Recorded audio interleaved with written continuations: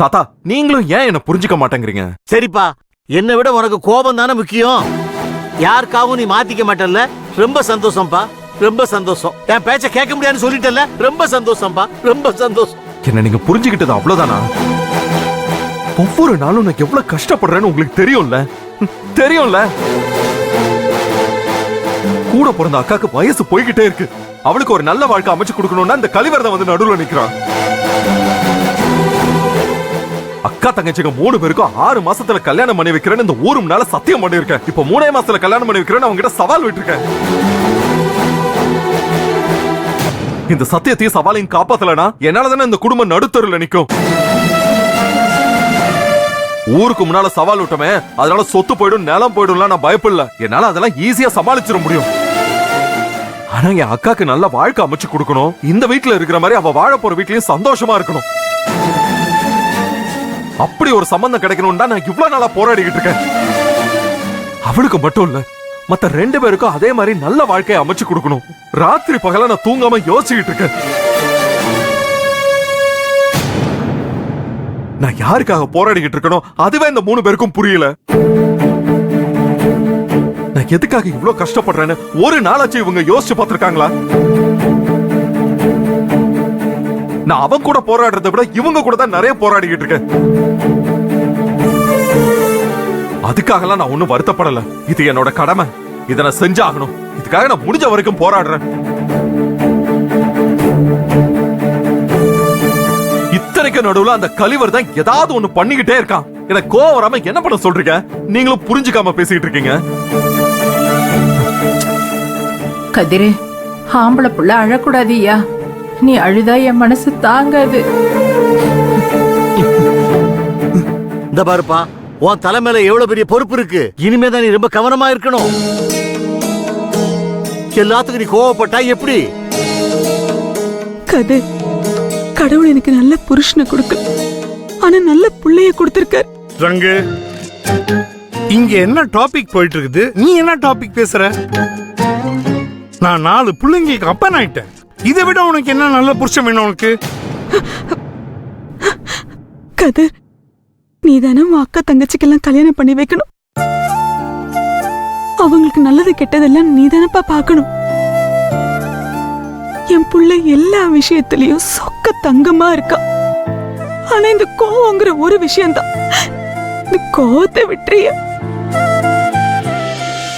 என் கதையில இதை விட சென்டிமெண்டா டயலாக்ஸ் எழுதி வச்சிருக்கேன் தெரியுமா?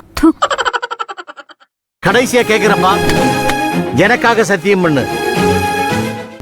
எல்லாரும் இவ்வளவு தூரம் சொல்றோம்ல, சத்தியம் பண்ணுப்பா. இப்ப என்ன, நான் சத்தியம் பண்ணணும் அவ்வளவுதானே?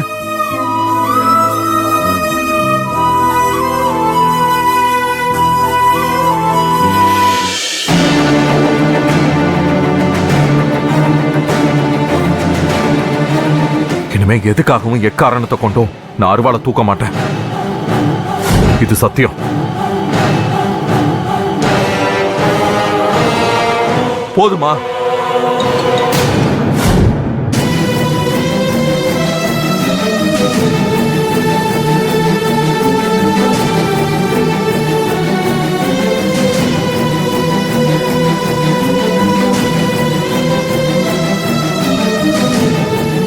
இது வெறும் கயிறு இல்ல, நீ எனக்கு சத்தியம் பண்ணி கொடுத்ததுக்கான அத்தாட்சி. இந்த கயிறு உன் கையில இருக்கிறது வரைக்கும் இந்த சத்தியம் உனக்கு ஞாபகப்படுத்திக்கிட்டே இருக்கும்.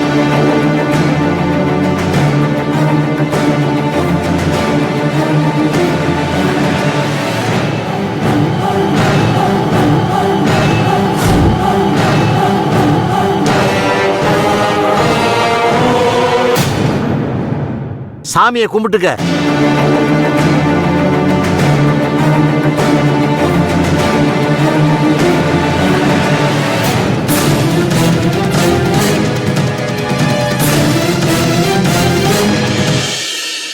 இப்பதான் மனசுக்கு நிம்மதியா இருக்கு. என்ன பேசுறேன்னு கேட்க மாட்டேங்குது. அதான் இப்பதான் எனக்கு நிம்மதியா இருக்குன்னு சொன்ன. சரி சரி சரி. கதிர் இனிமே யார்கிட்டயும் வம்பு சண்டைக்கு போக மாட்டான். ஆமா ஆமா, முக்கியமா என் கூட சண்டைக்கு வர மாட்டான். அது வரைக்கும் எனக்கு ரொம்ப சந்தோஷம். எப்பவும் உன்னை பத்தி மட்டும்தான் யோசிப்பேன், மத்தவங்கள பத்தி நினைச்சு கூட பார்க்க மாட்டேன். என்னையா மனுஷன் நீ? என்ன நீ பொய் சொன்னாலும் திட்டுற, உண்மையா சொன்னாலும் திட்டுற. ஒரு மனுஷன் எப்படிதான் நிம்மதியா இருக்கிறது? யோ, எப்பவாவது நீ உன் பொண்ணுங்க வாழ்க்கைக்காக யோசிச்சு பாத்திருக்கியா? ஃபுல் டைம் அவங்க பத்தி தான் யோசிச்சுட்டு இருக்கிறேன். அவங்க கல்யாணத்துக்காக ஒரு அப்பனா பொறுப்பா ஒரு துரும்பையாவது கிள்ளி போட்டிருப்பியா நீ? மா எதுக்கு கல்யாணம் கல்யாணம் குதிச்சுக்கிட்டு இருக்க? என்னடி பேசுறீங்க நீங்க? உங்களாலதான் உன் தம்பிக்கு இந்த நிலைமை. நாங்க தான் கல்யாணமே வேண்டாம்னு சொல்றோமே, அப்புறம் என்ன? ஏய், ஏதாவது நீ பேசுன அப்புறம் என்ன பண்ணுவேன்னு எனக்கு தெரியாது. போங்கடி உள்ள. எதுக்குமா இவ்ளோ டென்ஷன் ஆகுற? எல்லாரும் கூலா இருங்க. கல்யாணம் வேணுங்கிறவங்க பண்ணிக்கிட்டோம், வேணுங்கிறவங்க விட்டுருங்க. அவ்வளவுதான். வெளுத்து விட்டுருவேன் உங்களை. கதிர்கிட்ட வாங்கின சத்தியத்தை அனாவசியமா வாபஸ் வாங்க வச்சிடாதீங்க. அக்கா தங்கச்சிங்க கூட பார்க்க மாட்டாங்க. சீ, போங்க உள்ள. போங்கடி உள்ள.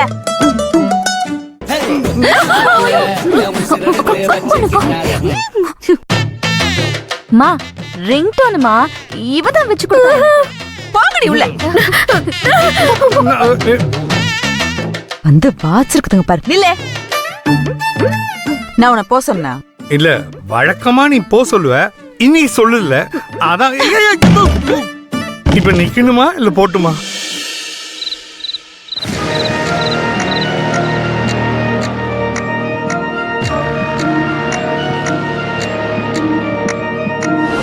இன்னையோட முடிஞ்சதுடா எல்லாமே. ஏய், நீ எதுக்கடி குறுக்க வர?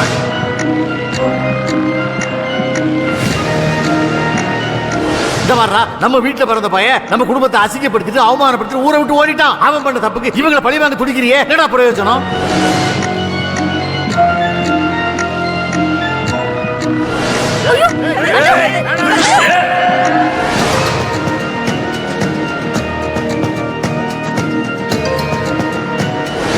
எண்ணி 3 மாசத்துல என் அக்கா தங்கச்சிக்கு எல்லாருக்கும் கல்யாணம் பண்ணி வைக்கிறேன். இது என் குலதெய்வம் மேல சத்தியம்டா. இப்ப வரைக்கும் தாத்தாக்கு அப்பா மேல இருக்கிற கோவம் கொஞ்சம் கூட குறையவே இல்ல. இந்த வீட்ல என்ன பிரச்சனை வந்தாலும் அத அப்பாவோடயே கொண்டு போய் கனெக்ட் பண்றாங்க. எல்லாத்துக்கும் அப்பா மேலேயே பழி போடுறாங்க. இப்போ கதிர் விட்ட சவால்ல ஜெயிக்கணும்.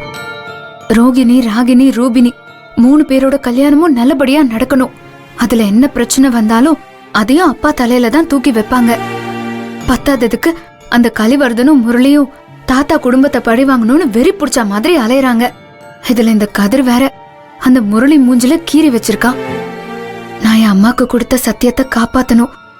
சீக்கிரமே அப்பாவை தாத்தா குடும்பத்துல சேர்த்து வைக்கணும். முதல்ல இங்க இருக்கிற பிரச்சனையெல்லாம் சரி பண்ணி அதுக்கப்புறம் நம்ம நினைச்சதெல்லாம் நடக்க வைக்கணும். அங்க என்ன நடக்குதுன்னு பாட்டிக்கு ஃபோன் பண்ணி பார்க்கலாமா? எதுக்கு ஃபோனு? நேராவே போய் பார்த்துட்டு வந்துருவோம். ஆனா நாம போனா ஆண்டியும் கதிரும் வீட்டுக்குள்ள நம்மள விடுவாங்களா?